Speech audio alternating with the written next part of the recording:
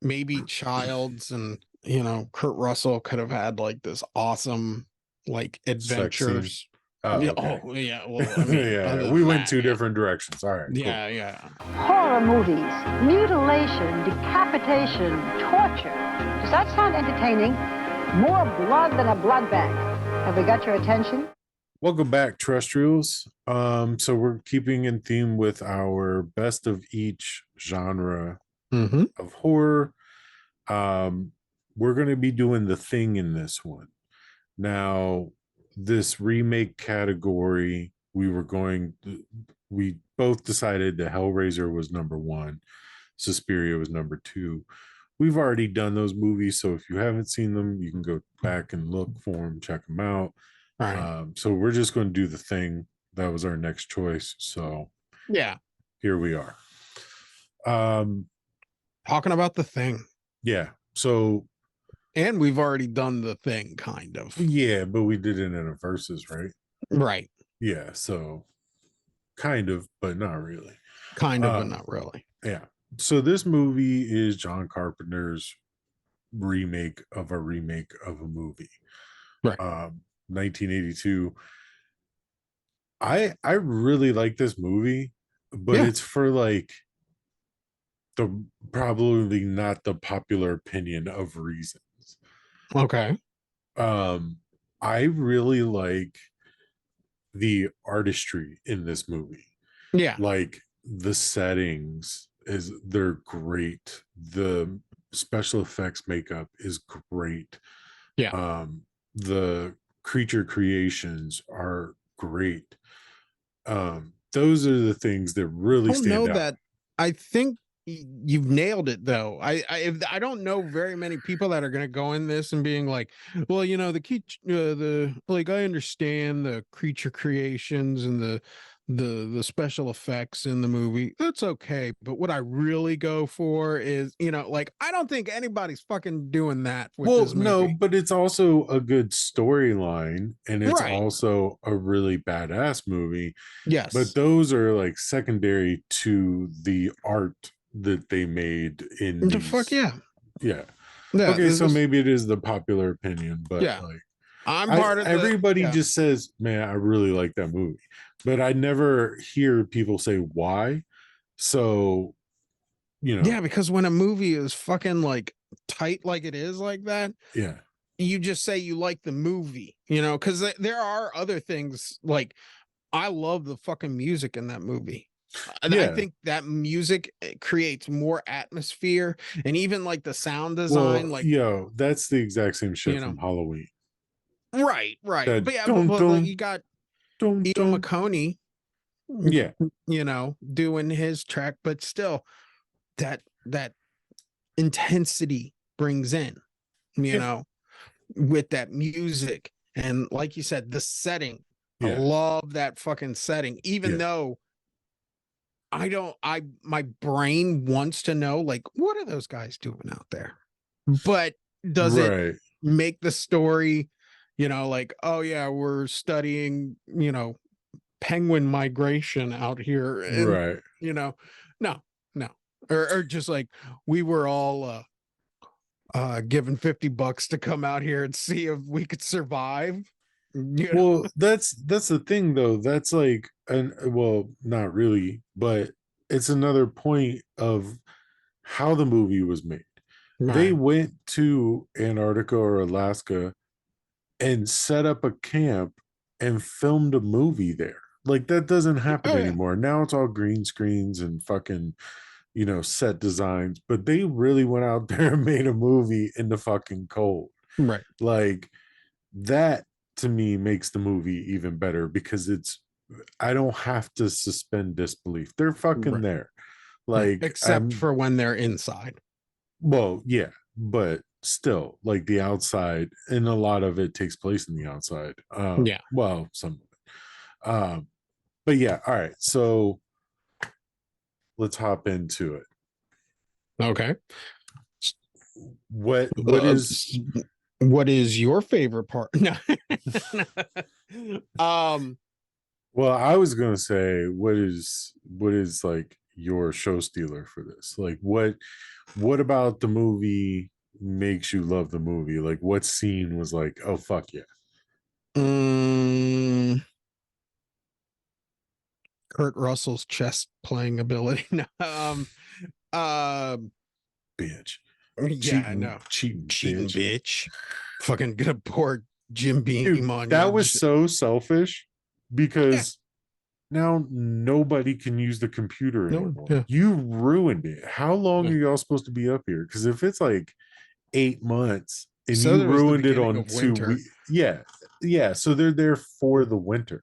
Yeah, and that you just ruined it in like the first week. You're like, fuck it. Yeah, no. And how can it cheat? Yeah, but they can. I've seen video games. I'm definitely gonna go with the scene with the dogs. Like that really, like, that gets me. And like, it's like our first big care about animals. Because I care about animals. Yeah, I mean, it's kind of like, it's like, oh, poor puppy dogs. But like, it's like the fucker with the mouth stomach. Yeah, who cares? Humans. That was great. Yeah. Oh no, great. Yeah, the mouth stomach I'm saying is great, but like, when we first see, something is with the dog, right. And that's when oh, this isn't like a guy in a rubber suit. This is like some next level shit, Yeah. And then, whatever set piece you want to bring up after that, just set piece after set piece. Mouth with a stomach, the fucking blood test, and even the guy who hasn't fully transformed and they just catch him on fire. So many burns. So many burns movie. And they look like they were just burning a soundstage. Like that shit is fucking crazy. Right. Well, one of the ones that really stood out to me is when they go up to the other camp, the Norwegian camp, and that dude is frozen with the razor blade in his hand and the blood coming off the wrist. I was like, that's fucking awesome. Like that like the crystallization of them and everything. Obviously it's to hide that it's a dummy or whatever, but still it looks horrifying. Yeah, I was like, oh shit. All right. I watched it twice. So I got the full experience in Blu-ray as well as VHS.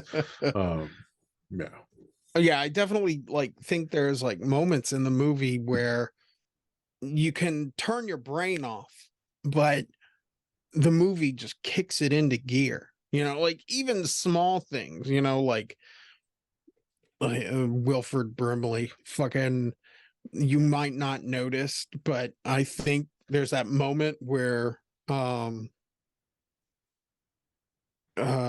Russell is charging at him with a table, and it looks like a fold-out table and shit made out of particle board. And Wilford Brimley puts an axe through that shit. Like it's like, whoa. Tell Wilford we're not going full commando on this. But Brimley fucking puts that axe through that fucking table. And it's crazy. This is in the time where they still blew shit up. You know what I mean? Like they just blew up a whole entire fucking camp. Like, but that brings me back to I don't know why they're there.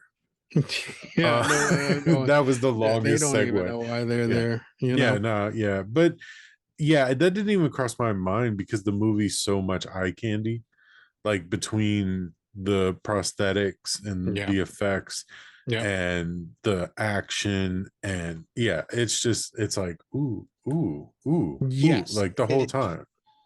This movie doesn't give you, there are slow moments and there are breathing moments, but it never feels like you have a chance to get a breath. You feel just as as stressed and worn out as the characters do. Right. Because it's just go from nobody's trusting anybody. Yeah. We're all tired, or whatever he fucking says. Yeah. Like, I always love that. Nobody trusts anybody, and we're all tired. Yeah. Yeah. We're all really tired. We're all really tired. Fucking especially me. Yeah. Fucking like that's just the way 2023 is, bro. So yeah. Yeah. That's how it's been since 2019. So yeah. But what do you call it? Like Jim Beam all over J&B, just fucking flowing. Like they must have like crates of that shit.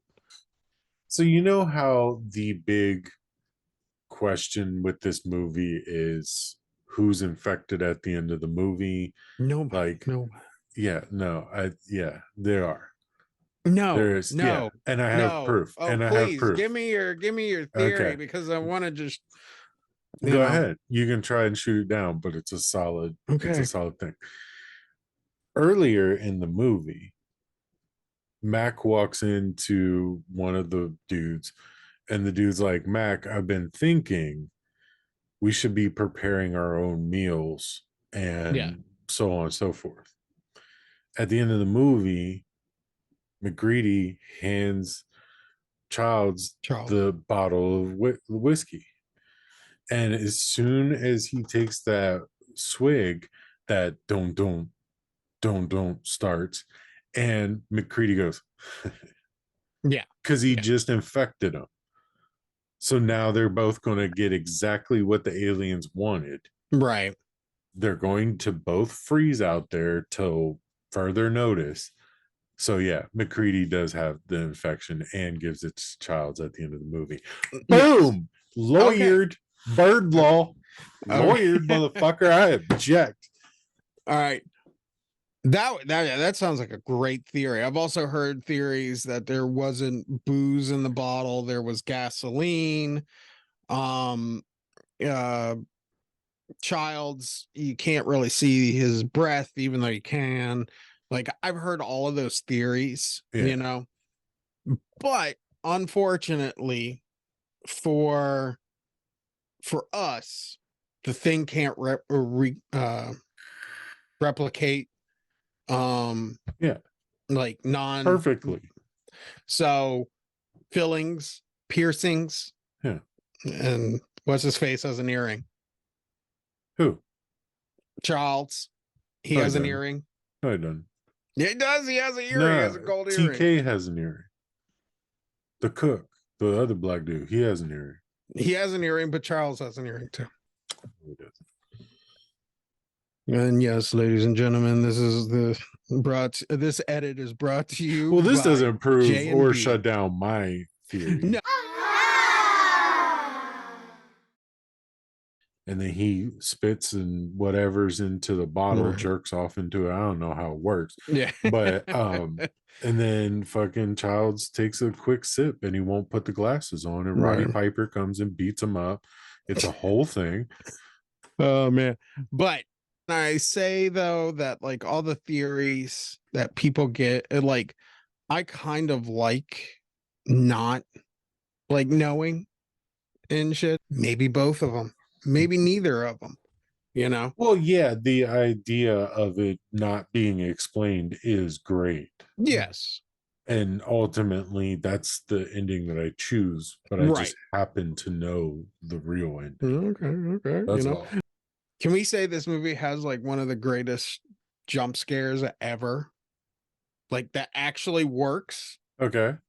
The blood, where we see him and he's holding the container, and we see it like a couple of times in that image. Yeah. You know, and like, you know, he's looking off. We're not paying attention to his hand. Yeah. But then it like he's just doing, and he's and we just have the same image, and then all of a sudden, bam, and then that like dog toy jumps up and shit. Man, that's still, that is a really good jump scare. Right. So let me ask you this about this movie randomly.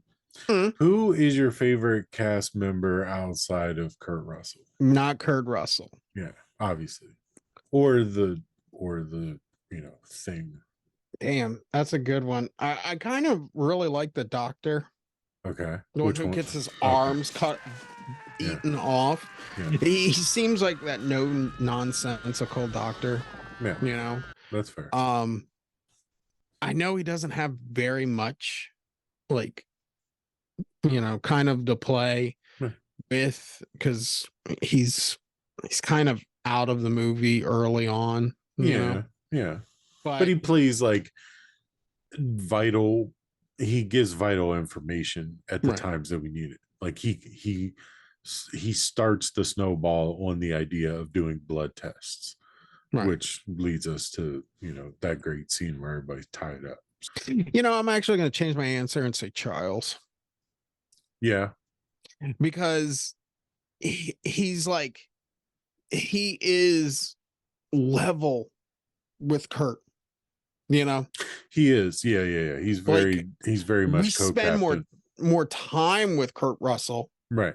But I feel like Charles is if the story would have been Charles, then not Kurt's story. Yeah, it would have been the same fucking thing. It just involved Kurt Russell more.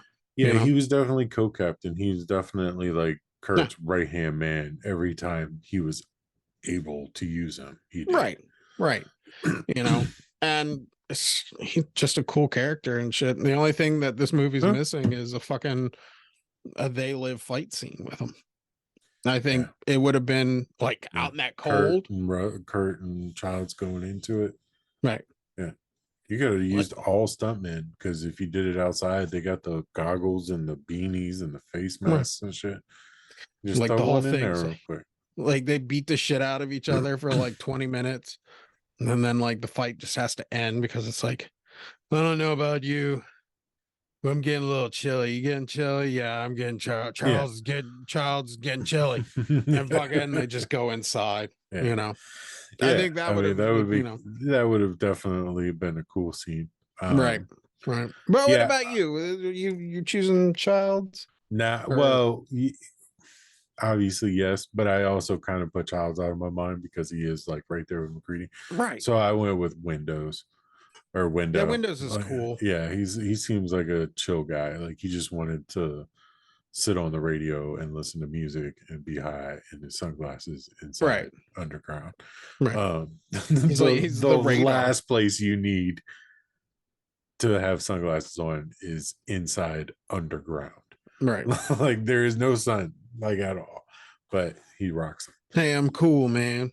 Yeah, I liked his character. I noticed him when I watched it on the VHS, and then I watched it again. Like he definitely has he has the most like back and forth thing, because like he's doing what McCready tells him to do, right? To an extent. Like he burns homeboy, like when McCready's flamethrower didn't work, and then also he's kind of a scared bitch. Like he goes running for the shotguns and stuff, and it's like this, like he was an interesting part of the story because you never knew where he was going to land. Right. Like in any situation, he was kind of Now, a question for you is, even though they are one and the same, but what was more effective, the external problem or the internal problem? You mean as far as the thing? Yeah. Like, is it that it moves hosts like sneakily like that, or is it the physical breakout of it? In column A you have there is something that is doing this. In column B you have, but we don't know which one of us is infected with this thing. Okay. Yeah. So what is the actual problem or the idea of the problem? Right. The because that's not trusting each other thing. Those are basically the two building blocks of this movie. There is a physical thing, but we don't know which one of us is the physical thing. Yeah. I mean, that's terrifying on its own. Right. If I had to lean, because I feel like this will explain what type of horror movies you like. Yeah. Like, do you like the psychological aspect? Do you like the, brutal or, monster aspect? Monster. I lean towards the monster aspect of this. Like, I think that they both complement each other in this movie so well that you wouldn't want one without the other. But if I had to pick which one I would rather see it out with, is the physical monster. What about you? What do you think? I'm going psychological Yeah. because it's such a bigger building block, I feel, of going, I mean, but you need like 30 guys in your movie to accomplish that without the physical thing to deal with. I think there's like at least one I know of, the dog sled guy. He gets shot in the head because they can't trust each other anymore. There is no monster, like Charles says, well, that's murder. And Clark was human, huh? Which makes you a murderer, don't it? He wasn't attacked by a monster. He was attacked by fear, basically. Yeah. And they Salem witch trials. So actually, you know what? No, he didn't get attacked because of fear. He got killed because of his fear. Right. He was under the impression MacReady was still, so he attacked MacReady. MacReady had all right to Yeah, exactly, because they thought MacReady is right. They thought he was infected. Yeah, they thought he was infected because they found his shit. Right. Not thinking, oh yeah, maybe this is just like, just some dirty underwear and shit, But that's what I think is like the real meat and potatoes. We don't know who is who, Right. That's my flavor. The monster stuff is great. Don't get me wrong. I think bar none, one of the most unique creative monster. We don't need to see what the monster physically looks like. Right. We don't need to see it in its full form. Right. These little pieces of fucking matter. Yeah. And that pieces of it serve its justice. Right. That would be my only kind of like womp womp about the movie, is that whole monster at the end, the Wilford Brimley, like super lizard creature and stuff that he turns into. It's just like, oh, compared to the other shit earlier, I don't know. It's just not hitting the same. That's fair. I mean, it's still good, but it's just not the same as the dog, or when fucking that one guy like starts melting and opens in half and chews up windows that looks like a dummy now. So I feel like we have to at least mention that the movie is ruined in the first 10 minutes if you speak Norwegian. Completely. And once you know that, it's like, oh, how did they miss that? I mean, I think that the assumption was nobody's going to understand what they're saying. Right. Because Norway wasn't even a place at the time in 1982. Nobody knew. You said Norway, people were like, the Olympics? Yeah. Like nobody knew that language. The bad guys from Mighty Ducks. Yeah.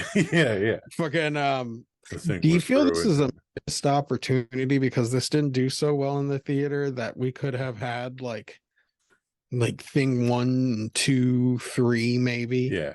It performed so badly that it almost killed both of their careers. Where, maybe Childs and Kurt Russell could have had like this awesome like adventures. Well, I mean, we went two different directions. All right, cool. I mean, even though a sex scene would be adventurous, I guess. But all right, let's give it the Trinity real quick. All right, man. Killer thrill, obviously, definitely thrill. Cult classic. It is. I think it's too popular. It has become more popular, yes. Yeah. So when I was a kid, this was a cult classic. Yeah. I'm gonna all the way until like I would say 10 years ago. It was a cult classic until 10 years ago. Then it became very popular. So many people talk about the thing, and I think it's amazing, popular. Yeah, it is amazing. So, I'm gonna go now. All right. Going to see it in the theater. Fuck yeah! Missed it. They had a one night screening over at our theater on Halloween. Damn. And I was so excited for it. And I was going to go see it. Missed it. So, but I would definitely go see it. And we star it. What do you star it, Jacob? Another 5-star movie. Giving it a 5-star. I'm going to give it a 5 too. Yeah. Like we I said, think we're doing mostly 5-star movies right now. See, last time on Evil Dead, you were like, well, you know, maybe not and stuff. And I'm like, well, no, yeah, I mean, pretty much going to be 5-star movies. Like, let's be honest, fucking some of the movies that we have coming up later down the list are not 5-star movies. I would, you know, hey, Jared, come at me, bro. Jared, 13 Ghost. 13 Ghosts is a 5-star movie. 13 Ghosts is fucking amazing. Just anyways, we'll be doing 13 Ghosts later in this series, so stick around to see this.